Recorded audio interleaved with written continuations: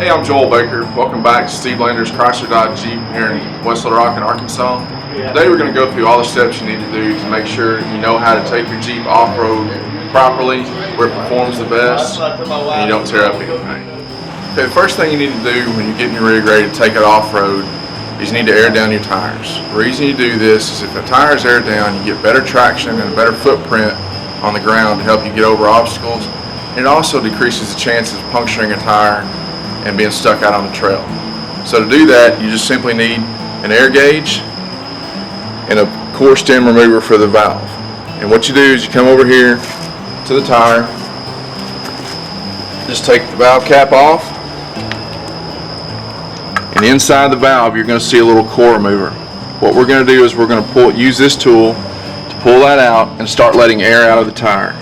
And typically you want to air down a tire to between 12 and 15 psi. So that's why we have the gauge. We'll get it down to where we want it, check our air pressure, and then put the core stem back in it. The main thing is when you pull this core stem out, make sure you just keep it all together in your hand so you don't drop it and lose it on the ground when you're out on the trail.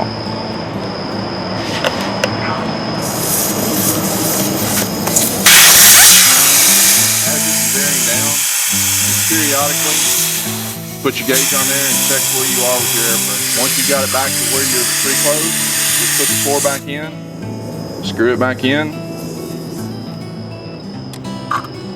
check your air pressure one final time. Should show about 16 psi, so we're ready to go. And just repeat this steps on all 4 tires. Put your cap back on so you don't lose it, and that will help protect your tires when you take them off-road. Okay, the next thing you need to do after we got all the tires aired down, what we're going to do is we're going to unhook the sway bar. The sway bar in a vehicle keeps the vehicle from getting lots of body roll while you're on a normal road. When you go around a curve, it doesn't lean too far. It kind of keeps it a lot more stabilized. It's great when you're on the road. When you want to go off-road and trail ride, you want your tires to be able to move up and down and have a lot more travel in your suspension. And with the stock sway bar hooked up, it limits to how far the wheels can move up and down. So we're going to unhook it and just zip tie it up out of the way, so it has lots of room to move and you get a lot more articulation out of a Jeep while you're driving.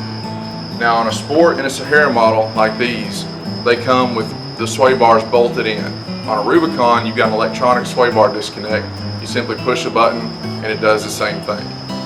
Also, there's several aftermarket applications that you can put on that are just quick disconnects that make this step a whole lot easier, and it's something you can look into at several different off-road stores to find something to fit your particular vehicle.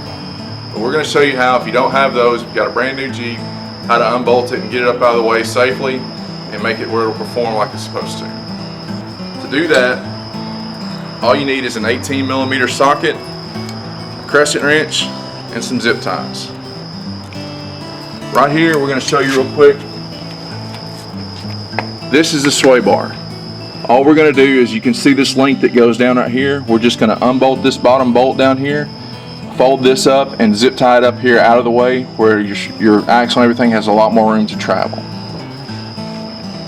It's on the back side of the bolt here. All we're going to do is loosen this and take this nut and bolt out of that bushing right there. So I put my socket on the other end of it, and of course just unbolt it.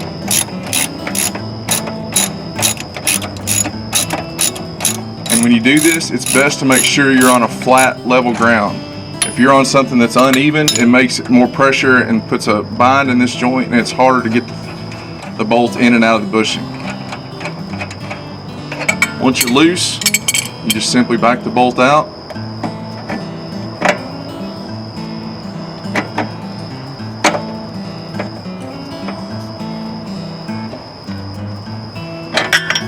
Like that. Move this up out of the way. I like to put this back in there so that way I don't lose anything while I'm out on the trail. But you can put it inside the Jeep however you want to do it.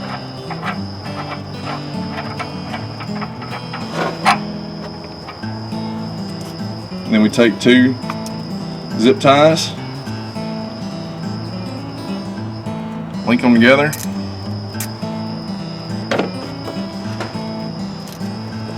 and go through and just zip tie this up to where it's up out of the way.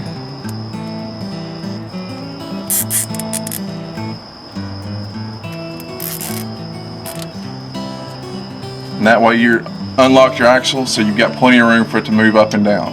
You just repeat the same steps on the other side of the same bar and you're ready to go. Okay. With those two things done, your tires are down, your sway bar disconnected, you're ready to go run the trails, have some fun, play off-road. Make sure before you air down your tires, you're where you're going to wheel and you've got an air supply system to air them back up before you actually get back on the road so you can drive safely.